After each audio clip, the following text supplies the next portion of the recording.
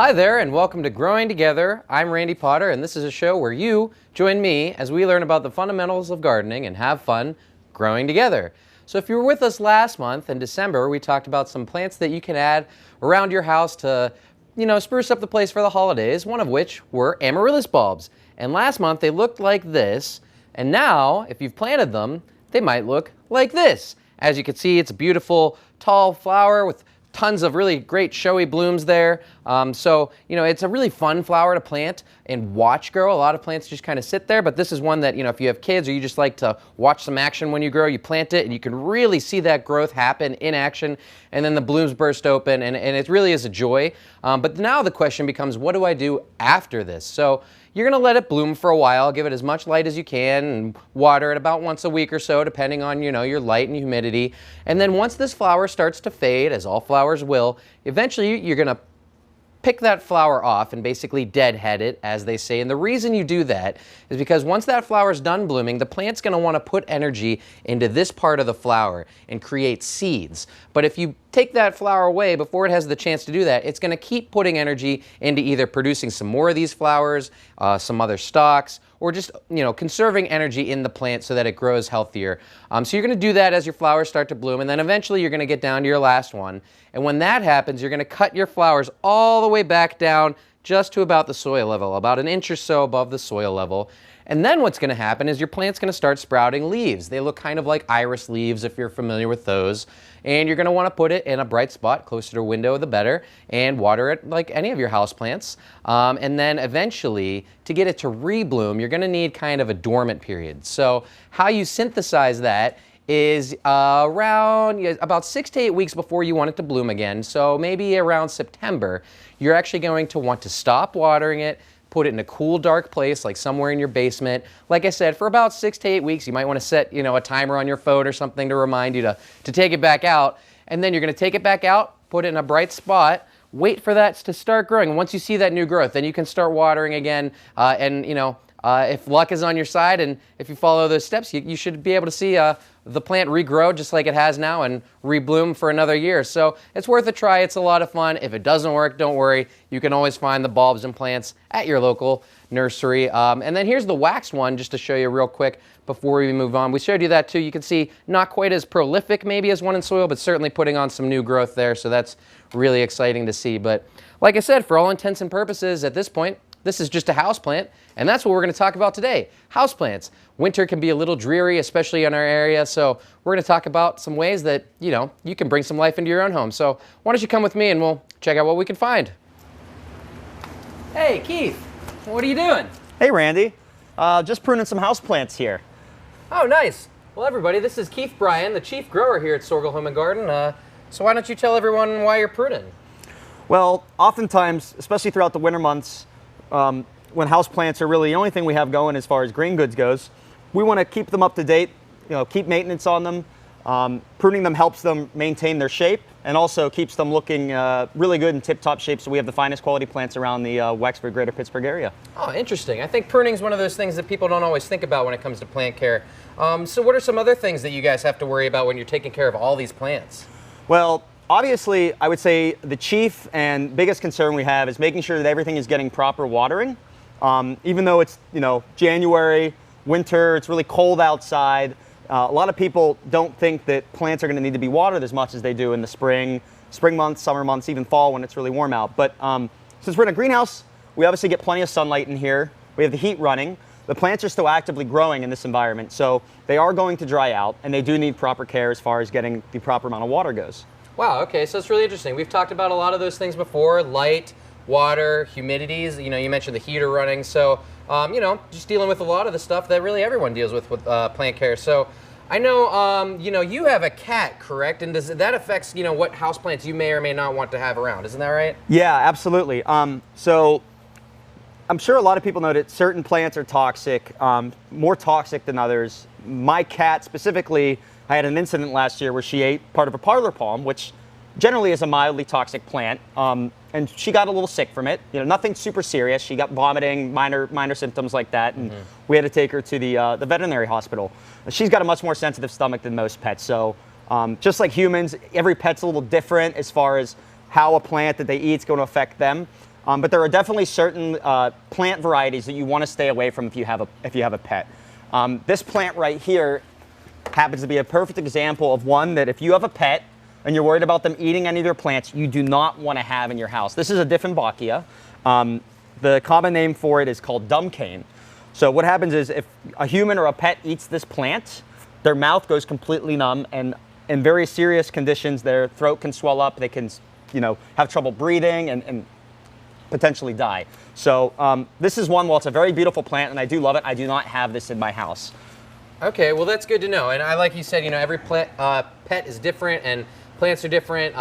Just like people, pets might react differently, pet to pet. And so I guess it kind of, to me, that says, you look up online as far as what may or may not be good for your pets, but just keep an eye on your pets and really just be mindful in general. Are there any top suggestions that you might recommend that are okay for pets in terms of plants? Yeah, so actually right up here we have some ferns and some 4.5-inch pots here. Generally, what I tell people is ferns are very, very good as far as having pets go. Very little to no toxicity is involved. My cat's nibbled on them before, and like I said, she's got a very sensitive stomach. Never had any issues with those. Okay, well that's great. So yeah, it's good to know that there are options even if you have pets or that you might be worried about too. So well, I don't have any pets, so I'm not so worried about that. My biggest concern is light and moisture. So I have an area that's maybe not so bright, low light kind of situation. What might you recommend for something like that? Well, I'm glad you asked, because right here we have a perfect plant called a Sansevieria. It's also known as a snake plant or a mother-in-law tongue. This is a great plant if you have very little light conditions. Say you're a little lax on your watering. A lot of times these plants can go up to a month, even more, without getting water. They're a succulent, and they hold a lot of moisture inside their really thick leaves here. So they're a very easy, low-maintenance plant. They look really cool. I've got a couple scattered around my house because I don't necessarily get a whole lot of light, and even though I work at a garden center, sometimes I'm not as good on watering as I probably should be. But that's a really good plant to go with if you're looking for something extremely low maintenance. Okay, that's great. And I'm like you, even though I certainly like my plants and like to water, sometimes I can be forgetful or life gets in the way. It happens. Don't be afraid or ashamed of that. So I like it. It looks great. It looks like it's got some new growth on it. So I think I'm going to take this one. So I'm going to head up and pay for this. And why don't you guys meet me back at my place and we'll plant her up. Okay, so here we are back at my place. We got our wonderful new plant from Soergel Home and Garden. And like I said, this one's a Sansevieria. So as you can see, it's not going to be my first plant. I'm a big houseplant fan. Obviously, I like to fill as much space as I can. I maybe go a little overboard, but I'm the kind of person who thinks, the more plants, the better. So I'm excited to add another one to our collection. And this is a great opportunity for you to join me as I do that, so I can talk about some of the things that I like to keep in mind so that I can keep all of these wonderful plants thriving with, the least amount of care and attention that they need. Because when I have so many plants, it can be a little overwhelming. So if you set yourself up for success, they can start to take care of themselves and do great. So a couple things to keep in mind as we go through that, and we'll hit those points as we proceed here. But as I said, this is our Sansevieria, also known as the snake plant. It's great for low light. I always say these plants are bomb-proof. They're drought tolerant. They're low light tolerant. So if you have a place where you don't get a whole lot of sunlight and you think you might be a little bit of a forgetful waterer, this is probably a good plant for you. Very hard. They're just good sturdy house plants. And I've got my pot here. For my houseplants, I typically like to use terracotta pots. You can use plastic, you can use ceramic, you can use all kinds of different things. But the reason that I like terracotta is because they breathe. And as you can see, this one has a nice big drain hole. We've talked about that in previous episodes, and I'll touch on that again when we talk a little bit more about watering. But the terracotta pots are porous. So they're kind of almost like a sponge in that, they allow some airflow and allow some moisture to move in and out of the pot, which is really great for houseplants, especially right now in January. You can see it's a little gray outside. The days are really short, especially here in Pittsburgh where, you're gonna have cloudy days and you're not gonna be getting a whole lot of sunlight. So what that means is that your plants aren't going to be putting a whole ton of energy into growing, all right? They're going to be kind of conserving their energy. And even though they're still going to grow and they're still going to be living, obviously, they're going to be kind of almost in like a pseudo-dormant kind of phase. So what that means is that they're also going to be using less water. So you have to keep that in mind, because in the wintertime, you're much more likely to overwater your plants than anything. I think that when I think back about all the plants that haven't made it in my house over the years, I have definitely been guilty of overwatering in the winter. So keep that in mind. And I have found that I've found a little more success with my terracotta pots because they're a little bit more forgiving. If you put too much water into a plastic pot and there's not a good enough drainage, you're more likely to have some problems than the terracotta pots I've found. So I've got my pot, I've got my plant, and the other thing you'll need is soil. So I've got my soil. I like to use a Bacto mix. The reason I like that soil for my houseplants, we've talked about other soils for vegetables and bulbs and things like that, but I like this for my houseplants because, again, it's a little lighter. It has some more peat in it, so that's going to help both retain moisture, but also allow that moisture to, you know, go through the plant and then drain. And it just makes sure that your plant's not going to be sitting wet. That's what you really want to avoid. We're going to talk more about watering because that's the number one question people ask me is, you know, how often do I water? But if you use the right soil, the right pot, those kind of things can help you out too. So keep that in mind. So we've got our plant here, and it's in a grow pot, like, you know, most plants that you buy are going to be, that plastic pot, and you can usually keep them in that pot, you know, for a while if you want to. People often ask, do I need to repot this right away? The answer is usually no, but I want to see this guy grow, so I'm going to give him some more space to do that. And so we're going to go up just about a pot size here. When you repot, you don't want to go too crazy. If you get too big of a pot, again, you're going to be having some watering issues because now you've got a whole bunch of soil that's going to be holding a whole bunch of water for not a whole lot of roots. So I'm going to go up about a pot size, maybe two, right here. So the first thing I'm going to do is wiggle my plant out of my pot, just very gently. Oh, and that's perfect. You can really get a good sense of the roots there. And you can see they were really pushing up against that pot. So this plant is definitely ready to be repotted. Once those roots start pushing up against the pot like that, that's usually a sign of that. Now, Sansevierias or snake plants kind of do like to be a little root bound. So like I said, it probably could have stayed in that pot for a while, but why wait? So I'm going to go ahead. First thing I'm going to do, you can see my pot's empty here, so I'm going to kind of lay down a nice little bed of soil to start with. So let's find my little spade here and we'll get some of that in there just to cover the base and allow my plant kind of somewhere to sit on when I put it in the pot. All right, so just a couple scoops there. You can see just a couple of inches. I'm not going to fill it up or anything yet. This is how I like to just kind of give it somewhere to rest, basically. So then what I do with this is just plop it right in there. All right, and you want your plant, you want that top layer of the soil to be just like, you know, an inch or two below the top of your pot.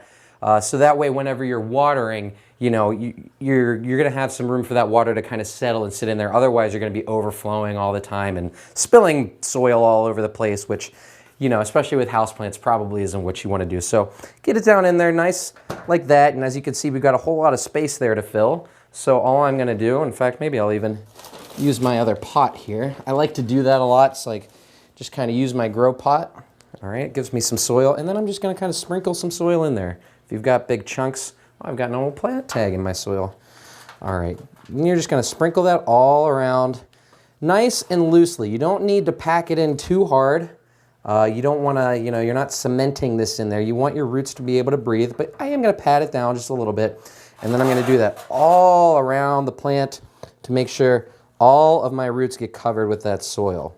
All right, and like I said, this is a nice fluffy soil. It's got those white things in there. Sometimes a lot of people ask what those white kind of little stone styrofoam looking things in there, and that's perlite. And again, that helps with the water, moisture, control factors in your plants. That's really the biggest thing, especially with houseplants, is going to be your watering. Light is certainly important.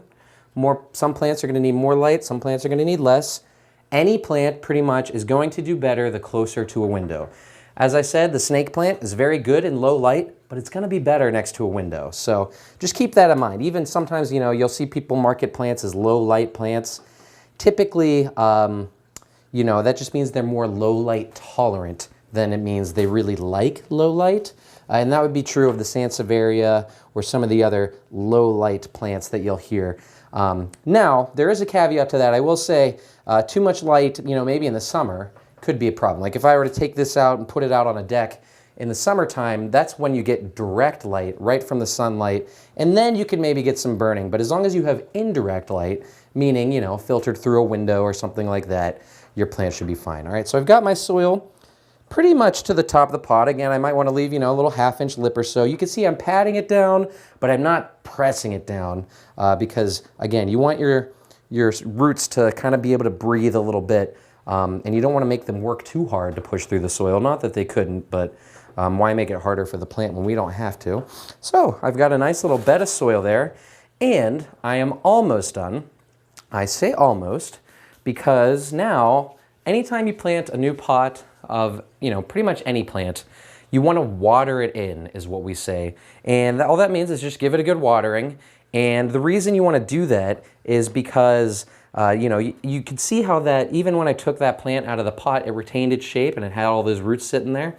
Whenever you water the plant in, that allows the new soil to kind of mix with that old soil and break that barrier. If you were to just let that sit, those soils might separate. You're going to have, that plant is going to want to keep in its shape, whereas if you water it in with that fresh new soil, those roots are really going to explode. If your plant is really root bound, you can break up the roots and stuff, but you don't need to go too crazy with that. Sometimes I think people are a little too concerned with breaking up the roots. Usually the plant will be just fine so long as you give it some good soil and water it in. Now, when I water it in, one of the most frequent questions I get asked is how much do I water this, followed by how often. Now, how often is a tricky question to answer because that's going to depend on factors like, light. Is your plant, like I said, plants are going to need more water in the middle of the summer when days are longer and there's a lot more sunlight than they will in the winter. Also, some plants need more water. Ferns are very thirsty plants, whereas a Sansevieria or succulents can retain some water and they don't need so much. So how often to water is a little tricky. Some people want an answer like once a week, but that might not be the case because it might be once a week in June, but it might be, once every 2 weeks in December. So what you're gonna do is you're just gonna test your plant. Just stick your finger in the soil, just like that, and feel if it feels dry. If the top inch or so feels dry, then it's time to water. Some plants are gonna let you know too. Some plants are gonna start wilting or looking a little sad. Hit them with some water. Now the question of how much to water is a little bit simpler to answer because the answer to that is you want to saturate your soil. I've heard some people, I think, underwater their plants because they'll take a plant just like this, real big pot, and they'll take a little tiny watering can and like that, like once every 2 weeks because they're afraid to overwater. But that's not enough water for a plant this size. What you want to do is you really want to soak your plant down. You're going to saturate. In fact, I'm even going to use my bigger watering can here. All right. Now, I like these watering cans for my houseplants because they have that nice small spigot. And that makes it easier to kind of control where your water is going. All right, now as you can see, I'm just going to keep on slowly watering this, and I'm waiting for something to happen here. We'll see. There you go. So now you see that water starting to drip out of the bottom of my pot. Now I have a nice tray here. Obviously, you want to be careful when you're doing this in the house. Set yourself up with something, to catch that water. But the reason I'm showing you that is because now I know that this plant has fully been saturated with moisture. And now that's how much you want to water your plant. If your plant is not draining out the bottom, there's a good chance you're underwatering it. Also, that really highlights the importance of having that drainage hole. So you can imagine that it might be really tricky to saturate your soil while not overwatering if that extra water can't drain out. You'd have to really pay close attention. It can be done, but it's a little trickier. So to set yourself up for success, make sure you have drainage. Make sure when you water, you're seeing that water come out of the bottom. What I like to do with my houseplants is I always get like a tray, such as this one. I don't know if this, that'll fit on that pot. I might get a bigger one for this pot, but if I were using a smaller pot, I always use a little plastic tray or something like that so that I can keep them on my windowsills and just go around and water them. Some people don't like the look of the plastic, but I think for my intents and purposes, it works out great. And like I said, whenever I water, I'll just go and water that plant until I see just a little bit of water start come out in that plastic saucer, and then I know it's good to go. So that's the answer of how much you water. And like I said, for this plant, how often? Well, I'm going to test it out and see. I'll probably start about once a week or so, but if in a week from today I come and that soil still feels a little moist to me, I'm just going to let it go. Don't touch it. In the winter, like I said, you're more likely to overwater your plants, more likely to kill your plants with love rather than to neglect them. So keep that in mind when you're watering. And don't be stressed out if you do. You know, it happens. I often say to people, you learn how to grow things by killing some things along the way. I've certainly done it. It's all a learning experience. Plants typically aren't that much of an investment, so it's all just about the fun and learning, and that's what we're all here for, to learn about those kind of things together. So now, the next thing I'm going to talk about is probably the most overlooked aspect of plant care, I think, and that is pruning. And I think this is another one that people are kind of shy to do because they're afraid. They don't want to hurt their plants, so they kind of steer clear of things like that. So I've got a plant here. This is a type of philodendron. It's a very common house plant. This is a kind of a specific type, and it's a nice hanging basket, but as you can see, it's starting to look a little scraggly. You know, it has kind of this nice bushiness to it up top, but the ends are kind of looking a little scraggly. So what you want to do to correct that is you want to just prune off some of that, and when you prune that off, it's going to encourage that plant to regrow, and when it does that, it usually regrows a lot more fuller and flusher. If you cut off one stem, a lot of times it'll grow back with two, you know, to try and replace that terminal node, they call it on the plant. So I'm going to go basically just give this plant a haircut.